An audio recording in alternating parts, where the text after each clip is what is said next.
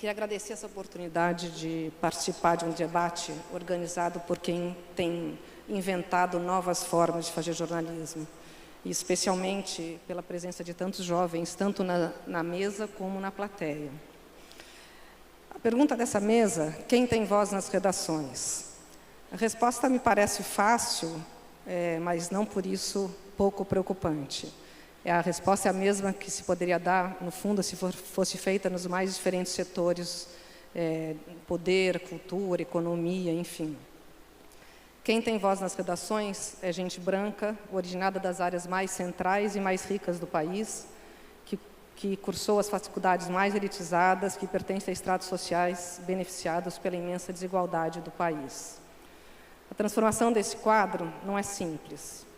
E, por exigir respostas multissetoriais e complexas, tem resultados muito mais lentos do que a gente gostaria. Acho que tem que considerar vários aspectos quando a gente fala em qual o perfil de uma redação pretensamente ideal, logo diversa. É preciso, se fala muito na questão de gênero, mas acho que essa, na verdade, talvez seja a menor preocupação nas redações. Quer dizer, evidentemente que é preciso um equilíbrio entre homens e mulheres, a presença significativa de negros, diferentes origens geográfica e social, profissionais com deficiência, variedade de gênero. Não tenho dúvida de que a mídia brasileira está muito atrasada nessa busca pela diversidade, seja se a gente comparar com os seus congêneres pelo mundo, seja se a gente comparar com empresas de outras áreas no Brasil, que têm muitas iniciativas já em andamento.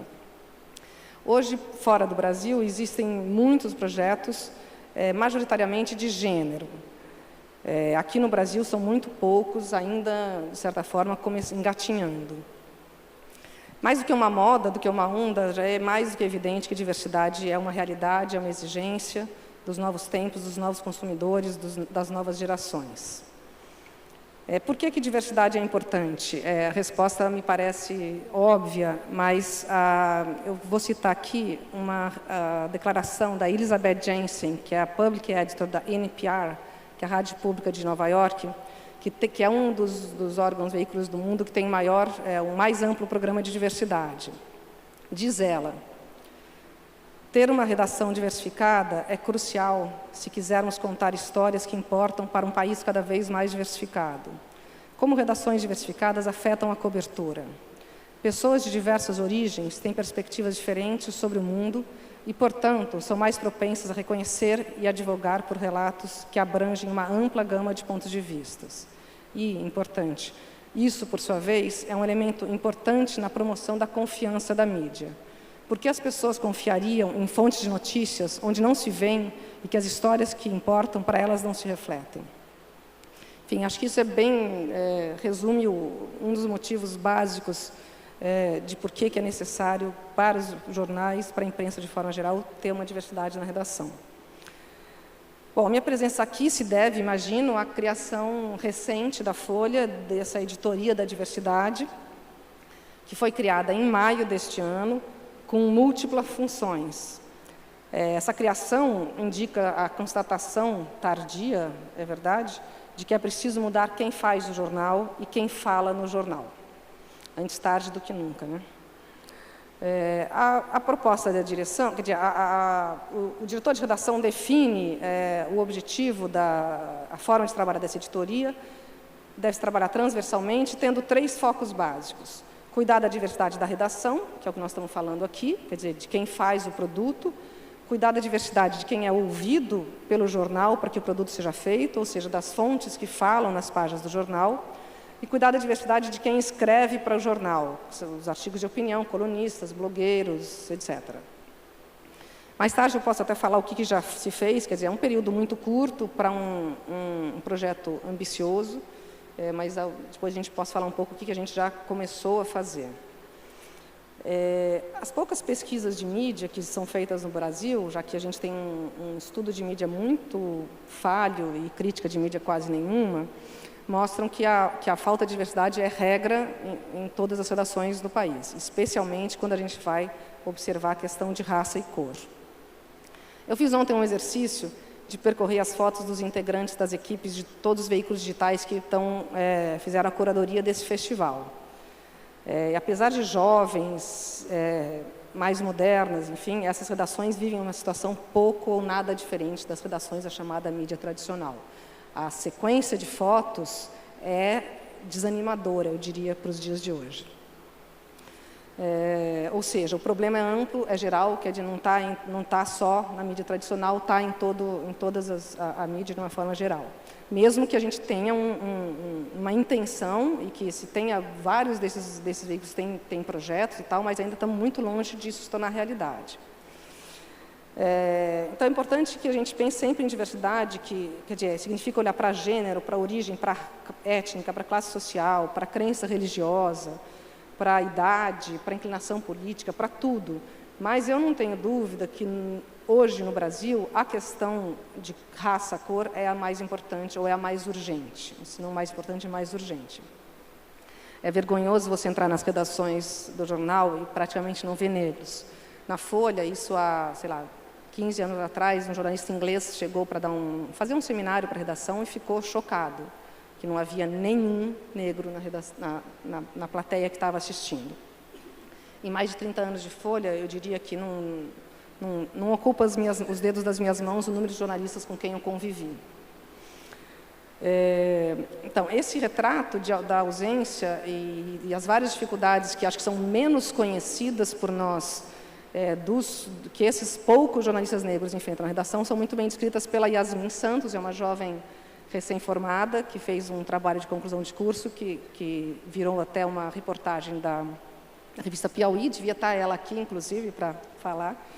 Mas a minha experiência pessoal está muito bem retratada lá, que ela entrevistou apenas jornalistas negros das grandes redações, e ela mostra que a maioria dos entrevistados afirmou ter trabalhado com até 5 colegas negros ao longo de suas carreiras. Aproximadamente 1/5 de ter trabalhado com até 10. Só 6,4% responderam ter trabalhado com uma quantidade maior que 20%. E 8,5% nunca tiveram um colega negro. Peço licença a Yasmin para reproduzir 3 frases que eu recolhi do TCC dela, que acho interessantes para mostrar os comportamentos que muitos acham que não existem. Diz, já tive chefe branca que me comparou a traficante e assassino, porque, segundo ela, eu parecia fisicamente com eles, contou um jornalista de 32 anos de idade. Uma jornalista pernambucana de 44 anos contou que seus problemas aumentaram ao passo que ganhou proeminência fora da redação. Após ter ganhado um prêmio ESSO, foi recebida na redação por repórteres que entoavam: "Esso, esso, esso, a negrinha é um sucesso". Outra jornalista contou, ouvi de um chefe ou de um colega, não lembro, que com o meu corpão eu poderia ser mulata do Sargentelli em vez de batalhar para ser jornalista. É inacreditável que a gente ainda escute isso nas redações. Enfim, são apenas alguns depoimentos dos vários debates que eu tenho participado, das conversas que eu tenho tido, não são poucos, eles se repetem em todas as áreas. Enfim, é um cenário que não tem como persistir, mas é preciso estar muito alerta, quer dizer, as redações, as empresas começam a se movimentar, mas não adianta você colocar um negro, um trans e um, sei lá o quê, enfim, e achar que isso significa aumentar a diversidade. Quer dizer, de qualquer coisa não tem nenhum diálogo. Quer dizer, você vai ser o único negro de uma redação, você não tem uma pessoa nem para trocar um pouco o que significa aquilo, para você discutir. Enfim, então, tem ainda um caminho muito grande. Enfim, acho que a condição básica para o preconceito desaparecer uma das condições fundamentais é a convivência. Se a gente não aumentar a presença e a convivência de pessoas de todos os tipos, e aí não estou falando só de negros, quer dizer, a gente não só vai continuar com preconceito, como a gente vai continuar com atitudes profissionais equivocadas, assim, na edição de textos, na escolha de títulos, na opção das pautas, das pessoas que a gente vai ouvir. Eu gosto de contar uma história que é muito significativa. A Folha tem o Jairo, que é um repórter cadeirante, que tem uma coluna, e ele faz a pauta do Caderno Cotidiano. Numa reunião, ele comentou sobre um título que, para ele, era um absurdo. O título dizia alguma coisa como modelo cai de helicóptero cai de helicóptero, mas o acidente com modelo cai de helicóptero, mas fica paraplégica. A gente acha, qual o problema? É factual. Não. Para ele é o seguinte, puxa, ela não morreu, mas ficou paraplégica. Quer dizer, é como se aquilo significasse, assim, é quase tão ruim quanto morrer é ter ficado paraplégico. E isso você só vai perceber se tiver uma pessoa que tem isso. Então, quanto mais pessoas de perfis diferentes, de situações, de histórias de vida, melhor será, com certeza, aquele produto que cada um vai fazer. Enfim, eu acho que a voz única faz muito mal ao jornalista, ao jornalismo, e a falta de diversidade faz muito mal à sociedade. Acho que é isso mais ou menos que eu podia dizer agora, depois a gente fala mais. Obrigada.